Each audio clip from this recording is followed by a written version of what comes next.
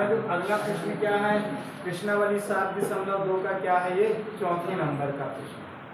चौथा जो प्रश्न है ये क्वेश्चन भी आपका इम्पोर्टेंट क्वेश्चन है ना। ये जो प्रश्न क्या कहता है देखना कि बिंदुओं ऋण 3 4, मतलब यहाँ पर एक ऐसा बिंदु है जिसके निर्देशांक क्या है, ऋण 3 और 10 है। मतलब उस बिंदु का x का मान कितना है, ऋण 3, और y का मान क्या है, 10। और हम बोल सकते हैं उस बिंदु का भुज का मान क्या है, ऋण 3, और कोटि का मान क्या है, 10। किसी भी बिंदु के दो निर्देशांक होते हैं, है ना। एक क्या हो जाएगा आपका x निर्देशांक होता है और दूसरा क्या होता है, y निर्देशांक। x निर्देशांक को क्या बोला जाता है, भुज कहा जाता है, और y निर्देशांक को क्या कहा जाता है, कोटि। तो एक बिंदु है, वो बिंदु जो भी हो जिसकी निर्देशांक क्या है, 3 और क्या है, 10 है। और एक दूसरा बिंदु है जिसकी निर्देशांक अर्थात भुज एवं कोटि का मान क्या है, 6 है 8, को जोड़ने वाला क्या है, एक रेखाखंड। इस रेखाखंड को एक बिंदु जिसकी निर्देशांक क्या है, ऋण 1 और 6, किस अनुपात में उसको क्या करेगा, विभाजित करेगा। इसके पहले वाले सवाल में हमने समत्रिभाजन में देखा, हमने माना था कि कौन से अनुपात में, है ना, कि 2 के अनुपात क्या आया था, 2:1, 1:2, तो बिंदु के निर्देशांक ज्ञात किए थे। अब इसमें क्या है, बिंदु की विभाजन करने वाला बिंदु का निर्देशांक दिया हुआ है, तो अब हमें क्या ज्ञात करना है, अनुपात ज्ञात करना है। मतलब m1 और m2 का मान ज्ञात करना है। वहाँ m1 m2 का मान दिया था, तो बिंदुओं के विभाजित करने वाले बिंदु की भुज एवं कोटि ज्ञात किए थे। अब यहाँ भुज एवं कोटि दिया हुआ है, तो उन बिंदुओं के हमें क्या ज्ञात करना है, कि अनुपात, मतलब m1 और m2 का मान ज्ञात करना है। इसके लिए इस सवाल को समझने के लिए पहले डायग्राम के माध्यम से मैं आपको इस सवाल को समझाता हूँ। देख लीजिए, यहाँ पर हमारे पास ये क्या है, एक रेखाखंड। ये रेखाखंड किससे मिलकर बना है, इसका प्रारंभिक बिंदु क्या है, a। इस प्रारंभिक बिंदु a का भुज क्या है, ऋण 3, और कोटि का मान क्या है, 10। दूसरा इसका अंतिम बिंदु यहाँ पर ये क्या है, b, जिसका भुज का मान क्या है, 6, और कोटि का मान क्या है, ऋण 8। मतलब ये इस बिंदु के क्या कहला गए, निर्देशांक। इन दोनों बिंदुओं को मिलाने वाला ये जो रेखाखंड है, ये भी कहलाया। इस रेखाखंड को एक बिंदु क्या होता है, यहाँ पर एक बिंदु मान लेते हैं, वो बिंदु क्या है, P बिंदु, ठीक है ना, जिसके निर्देशांक कितने हैं यहाँ पर, ऋण 1 और ये क्या है, 6। मतलब इस बिंदु P का भुज का मान ऋण 1 है और कोटि का मान क्या है, 6। हमको ये बताना है कि ये जो बिंदु P है इस रेखाखंड AB को किस अनुपात में विभाजित करता है। तो हम यहाँ पर लिखेंगे, यहाँ पर हम क्या लिख लेंगे, यहाँ पर कि माना क्या हो जाएगा, यहाँ पर बिंदुओं A जिसके निर्देशांक ऋण 3 और 10, एवं दूसरा बिंदु क्या है यहाँ पर B जिसके निर्देशांक 6 ऋण 8 को मिलाने वाला रेखाखंड, ये क्या हो जाएगा, मिलाने वाला ये क्या है, रेखाखंड। मिलाने वाला रेखाखंड क्या कहलाएगा, AB को, है ना, बिंदु ये क्या है, बिंदु P जिसके निर्देशांक ऋण 1 और ये क्या है, 6, है ना, ऋण 1 और ये क्या है, 6, ऋण 1 6 के अनुपात 1 के अनुपात में ये क्या करता है, विभाजित करता है। हमने मान लिया यही चीज ज्ञात करना है ना, कि किस अनुपात में विभाजित करता है। तो हमने थोड़ी देर के लिए मान लिया कि माना बिंदु A ऋण 3 और 10 और बिंदु B जिसकी निर्देशांक 6 ऋण 8 है, तो मिलाने वाला रेखाखंड क्या बन गया, AB बन गया।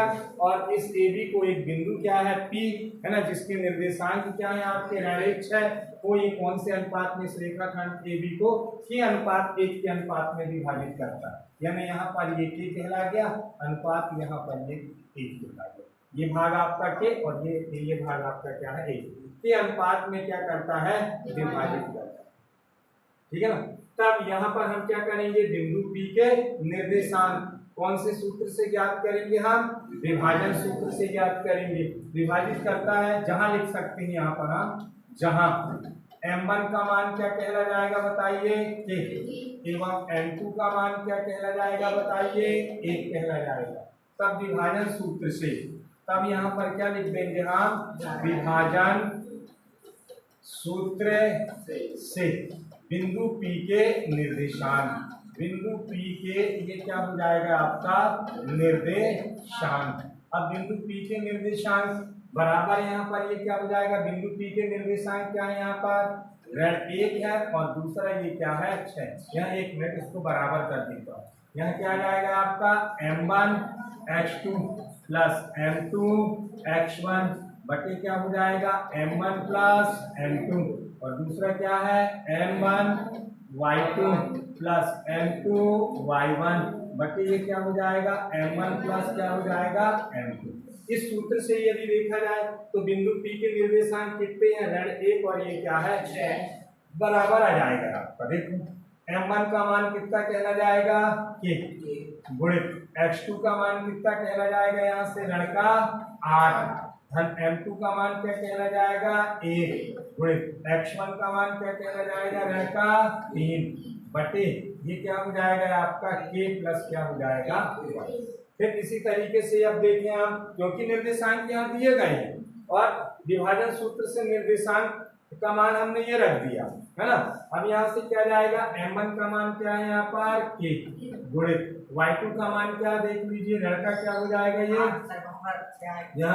यहाँ थोड़ा सा आपका ये हो गया माइनर मिस्टेक हो गया। यहाँ पर ये जो आएगा आपका ये कितना आ जाएगा x2 का मान यहाँ पर ये क्या है आपका ये 6 और यहाँ पर ये क्या हो जाएगा ऋण का 8 ठीक है ना। फिर ये धन अब देखो m2 का मान क्या आ गया आपका 1 और यहाँ से y1 का मान क्या हो जाएगा आपका 10 और बटे ये क्या हो जाएगा k धन का 1 हो जाएगा ठीक है। अब इसको यदि हम सॉल्व करते हैं तो देखो ये क्या आ जाता है और आगे बढ़े तो ये ऋण 1 और ये क्या हो गया 6 ऋण 1 और 6 बराबर। देखो जरा ये क्या जाएगा k में 6 का गुणा करेंगे तो ये क्या आ जाएगा 6k हो जाएगा ना।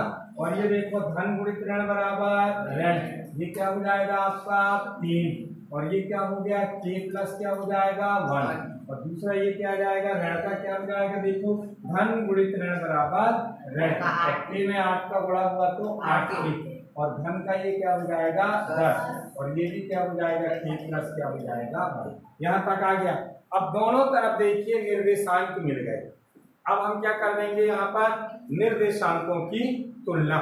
अब यहाँ पर लिखेंगे हम निर्देशांकों की तुलना करने पर निर्देशांकों की तुलना करने पर देख लीजिए निर्देशांकों की तुलना करेंगे तो यहाँ पर x का मान क्या है ऋण 1 भुज का मान यहाँ पर ये क्या आ जाएगा आपका 6k ऋण का 3 बटे k धन क्या हो जाएगा 1 एवं दूसरा देखो यहाँ पर कोटि का मान क्या है 6 और यहाँ पर कोटि का मान क्या है ऋण 8 k धन का 10 बटे k धन क्या हो जाएगा 1। अब k प्लस 1 क्या कर रहा है यहाँ पर भाग, इसको हम इस पक्ष में लेके जाएंगे तो क्या करने लगेगा गुणा और ऋण 1 के साथ गुणा करेगा तो ये क्या हो जाएगा ऋण k और ऋण का 1 बराबर 6k ऋण का क्या हो जाएगा 3। भाई ऋण 1 का गुणा ये इधर आएगा ना पक्षांतर होगा तो जब ये भाग करना इस पक्ष में आएगा तो गुणा करेगा और ऋण 1 गुणित k धन 1 करेंगे तो ऋण k और ऋण का 1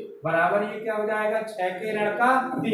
अब एवं यहाँ से देखो ये क्या हो जाएगा यहाँ से ये भी इधर आके गुणा करेगा तो 6k धन का ये क्या हो जाएगा 6 बराबर ये क्या हो जाएगा आपका ऋण का 8k और धन का ये क्या हो जाएगा 10। ये आया समझ में नहीं आया नहीं आया।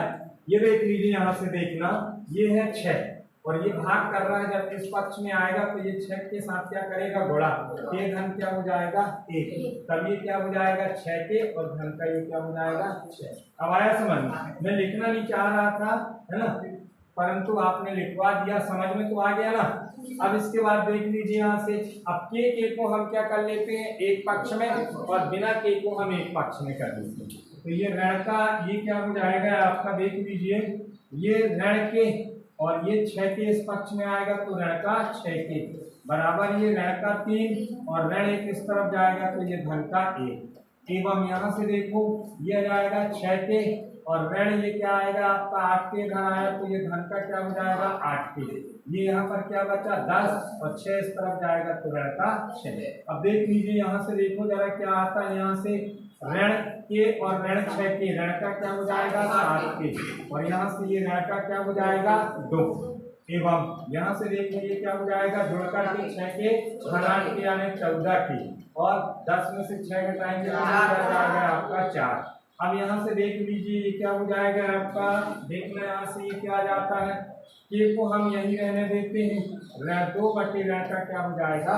7, या यहाँ से देखना एवं देखने यहाँ से के बराबर क्या हो जाएगा 4 बटे 14, तो के बराबर ऋण से ऋण कट जाएगा ना, तो 2 बटे 7, एवं यहाँ से के बराबर देखो 2 दूनी 4 और 2 सत्ते 14, अतः अनुपात क्या हो जाएगा, अतः के अनुपात 1, अर्थात ये क्या हो जाएगा आपका, अर्थात 2:7 के अनुपात में विभाजित करता है, के अनुपात में विभाजित करता है, विभाजित ये क्या हो जाएगा आपका करता है, तो बना ये क्या कहना जाएगा आपका आंसर कहना जाएगा।